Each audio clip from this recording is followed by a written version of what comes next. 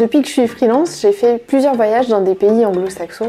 Je suis allée en Floride, en Australie, en Californie. C'est des super entrepreneurs. Il y a plein de choses qui font que nous en France, on n'ose pas faire, on fait pas. Et du coup, moi depuis ces voyages, j'ai décidé d'être plus comme eux. Et du coup, ça m'a beaucoup aidé à développer mon activité de freelance. Donc j'avais envie de partager tout ça avec vous. En gros, c'est ça, c'est oser. En France, on n'ose pas. On réfléchit trop, on n'est pas assez dans l'action, on pense toujours aux conséquences, à la suite, on se dit qu'est-ce qui va se passer si ça marche pas, qu'est-ce que les gens vont penser. Et aux États-Unis ou en Australie par exemple, ils foncent beaucoup plus, ils sont plus dans l'action et moins dans la réflexion. Et je dis pas qu'il faut toujours foncer tête baissée sans réfléchir, mais il faut apprendre à être plus dans l'action. Donc vraiment, apprenez à réfléchir un peu, mais surtout à agir. C'est super compliqué en France de se montrer. Alors que, par exemple, aux États-Unis, ils ont beaucoup moins ce complexe. Regardez dans la série Modern Family, lorsque Phil, qui est agent immobilier, a enfin son banc publicitaire comme plein d'autres agents immobiliers, il est trop fier et toute sa famille est fière de lui qu'il ait pu payer la pub sur ses bancs publicitaires. Et en fait, ça c'est pas qu'aux États-Unis parce que ce type de banc avec la pub pour les agents immobiliers, j'en ai vu aussi dans plein de villes d'Australie. En France, on ferait jamais ça. En France, on a trop peur du jugement, on a peur de sembler arrogant, on a peur que les gens pensent qu'on est imbu de nous-mêmes. Le regard des autres, il nous freine pour beaucoup de choses. Et c'est vrai aussi que se montrer c'est difficile et on n'est pas habitué à s'exprimer en public. Donc chaque prise de parole, c'est vraiment un moment d'angoisse. Ce qui fait qu'il y a beaucoup de Français, d'Européens, qui préfèrent plutôt se cacher, qui ont peur d'être mis en avant. Alors moi, j'ai eu du mal à franchir le pas au début, faut être honnête, mais depuis que je fais des vidéos, que j'anime des webinaires, que j'anime des conférences, mon activité, elle a explosé et j'ai beaucoup plus de demandes entrantes de nouveaux clients.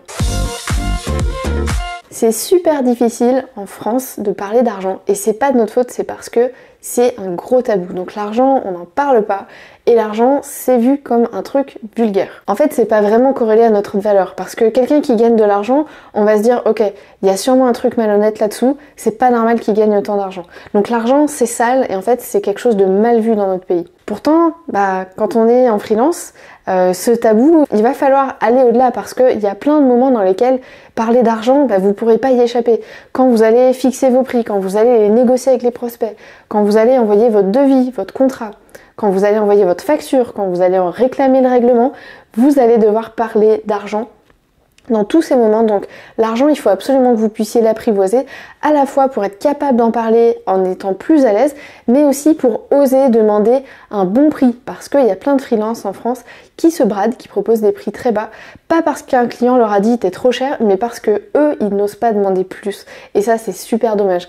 Donc vraiment, apprivoiser l'argent pour pouvoir en parler beaucoup plus facilement, avoir un rapport plus sain avec lui. Les Américains, ils parlent, ils vont vers les autres beaucoup plus facilement, ils créent beaucoup plus facilement du lien. C'est hyper facile dans un pays anglo-saxon d'avoir une discussion.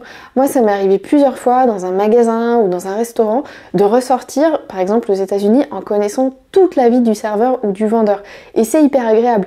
Pareil, une fois arrivé à San Francisco, on sort du métro avec nos cartes, on a l'air hyper paumé. Là, il y a un monsieur qui vient, en fait c'était pas pour nous embêter. En France, dès qu'un homme aborde une femme, elle se dit que c'est pour la draguer, qu'il va être pénible.